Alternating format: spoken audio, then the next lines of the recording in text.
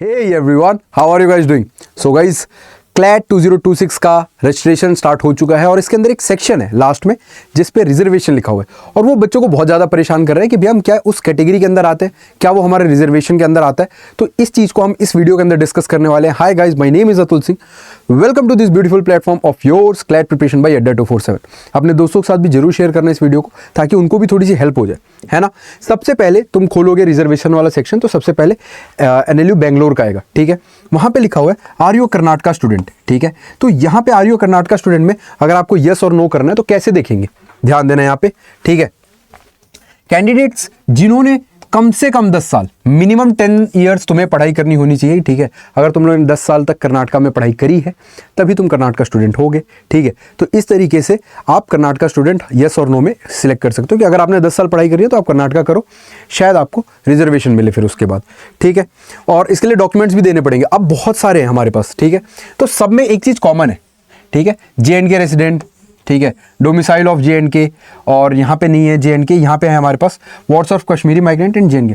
Basically देखो यार, JNK migrant की बात करें अगर, ठीक है, तो इसमें बहुत सारे सेक्शन है हमारे पास। जैसे यहाँ पे JNK रेसिडेंट है, ठीक है, तो जितने भी JNK रेसिडेंट्स हैं उनके लिए एक स्पेशल कैटेगरी बनाई गई है, उनके लिए एक स्पेशल रिजर्वेशन है। तो अगर आप JNK के स्टूडेंट हो, वहाँ का आपका डोमिसाइल है, तो आप लोग यहाँ पे JNK स्टूडेंट पे बिल्कुल क्लिक कर सकते हो, ठीक है। डोमिसाइल की बात कर ले तो बेसिकली आपका डोमिसाइल उस स्टेट का है ना। आप अपने पिताजी से पूछना, माताजी से पूछना, वो बता देंगे कि आपका डोमिसाइल कहाँ का है।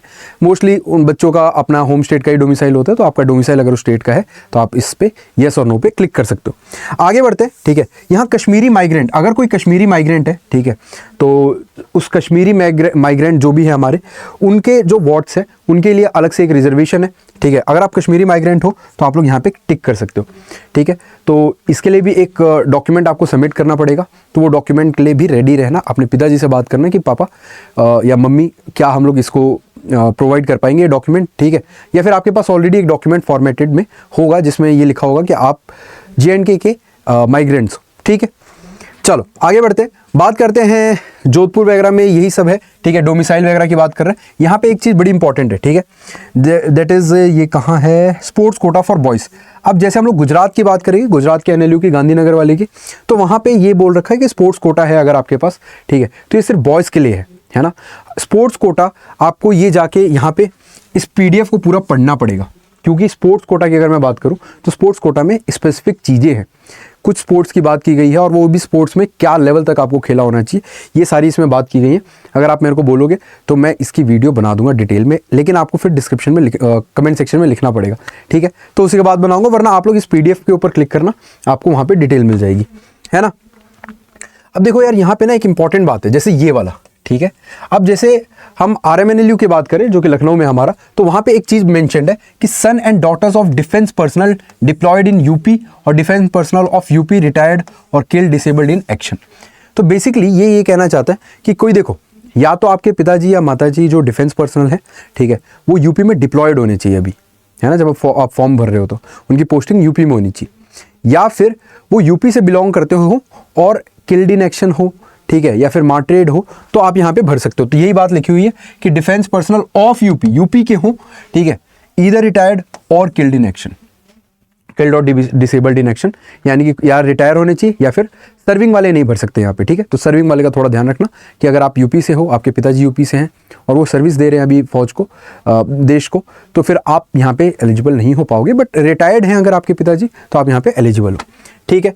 और उसके बाद यहाँ पे देखो ये चीज़ है यार, है ना, ये चीज़ है। तो यार एंसेस्ट्रल रेजिडेंट होना चाहिए इस स्पेसिफिक गांव का, ठीक है, जो पटियाला डिस्ट्रिक्ट में आता है, सिद्धूवाल गांव है जो हमारा, उसके अगर आप रेजिडेंट हो तब आप यहाँ पे टिक कर सकते हो, आपको एक्स्ट्रा मिलेगा पंजाब के NLU में, ठीक है, आपको रिजर्वेशन मिलने वाला है। एक इंपॉर्टेंट बात मैं बता देता हूँ, ठीक है, बाकी सब में तो सेम है ऑलमोस्ट, यहाँ पे थोड़ा सा अलग है, ठीक है, मैं दिखा देता हूँ वो कहाँ पे है ना। ये वाला पार्ट जो दिख रहा है तुम्हें, ठीक है, यहाँ पे सारे एक्स सर्विसमैन और defence personal, ward of defence personal, अगर आप सर्विंग भी हो तब भी चलेगा, और आपके पिताजी एक्स सर्विसमैन है तब भी चलेगा। तो आप यहाँ पे डिफेंस कोटा है आपके पास, तो आप यहाँ पे टिक कर सकते हो इसको। MNLU की बात करें, महाराष्ट्र की बात कर रहे हैं, है ना। और देखो यार, मैं एक और बात बता देता हूँ जो कि बड़ी इंपॉर्टेंट है यहाँ पे, ठीक है, यहाँ पे भी वही डिफेंस पर्सनल की बात कर रहे हैं। अभी यहाँ पे देखो, यहाँ पे एक बहुत इंपॉर्टेंट पॉइंट है हमारे पास, ठीक है, सेम चीज़ें यहाँ पे भी लिखी हुई हैं, और है ये रहा ठीक है। तो देखो सोनीपत के एनएलयू में, जो कि हरियाणा में है हमारा, ठीक है, वहां पे लिखा है ward of land owners of RGEC WL, ठीक है। तो RGEC क्या है? RGEC बेसिकली देखो यहाँ पे मैंने ऑफिशियल जो इनका PDF था उसको निकाला है, तो वहां पे लिखा हुआ है the candidates applying under WL category shall have to produce a certificate mentioning that his her ancestral land, उनका जो लैंड है, ठीक है, एंसेस्ट्रल लैंड है, has been acquired under the land acquisition policy of Rajiv Gandhi education city Rai Sonipat, ठीक है।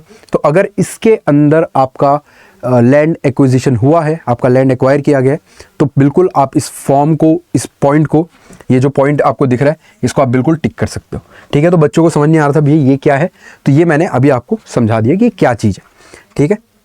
आगे बढ़े, उसके बाद दैट्स इट, है ना। लेकिन अगर आप लोग तैयारी कर रहे हो, किसी भी एग्जाम की तैयारी कर रहे हो, और अगर आप इस वीडियो के ऊपर हो तो बेसिकली आप क्लैट की तैयारी कर रहे होगे, ठीक है। तो वन गो में अच्छे से तैयारी करने के लिए आप क्या कर सकते हो कि आप वेबसाइट पे विजिट करो, दैट इज़ अड्डा 247, ठीक है। अड्डा 247 की वेबसाइट पे विजिट करो, और यहाँ पे आपके पास ऑप्शन आएगा, दैट इज़ ऑल कोर्सेज पे जाओ, ठीक है। यहाँ पे ऑप्शन आएगा UG and PG entrance exam का, यहीं पे आपके पास एक ऑप्शन आएगा लॉ एंट्रेंस एग्जाम का, ठीक है। यहाँ पे क्लैट आएगा। ये जो बैच है हमारा rank booster batch, it's a crash course, 4 महीने के अंदर पूरा सिलेबस डिटेल में कंप्लीट कर रहे हैं हम लोग यहाँ पे, ठीक है। तो आप इस कोर्स के अंदर इनरोल कर सकते हो, और आपको चाहिए कि मैं आपको पर्सनली मेंटोर करूँ, मैं पर्सनली गाइड करूँ, तो यार यहाँ पे कोड लगा लो अतुल40, ठीक है। आपको मैक्सिमम डिस्काउंट के साथ साथ मेरी पर्सनल मेंटोरशिप मिलने वाली है। कोड क्या है हमारा? कोड इज़ अतुल40, ठीक है। So that's all for this video guys. कोई भी परेशानी हो, कोई भी दिक्कत हो, जस्ट कमेंट सेक्शन के अंदर लिख दो कि भैया ये चीज़ में प्रॉब्लम आ रही है, ठीक है। एंड आवर टीम ऑफ अड्डा 247 will surely make a video, और आपको पर्सनली रिप्लाई कर दिया जाएगा, कोई भी परेशानी हो आपको तो, ठीक है। So thank you so much guys for being such a wonderful audience. मिलते हैं अगली वीडियो के अंदर। Until then keep grinding, keep hustling. जय हिंद।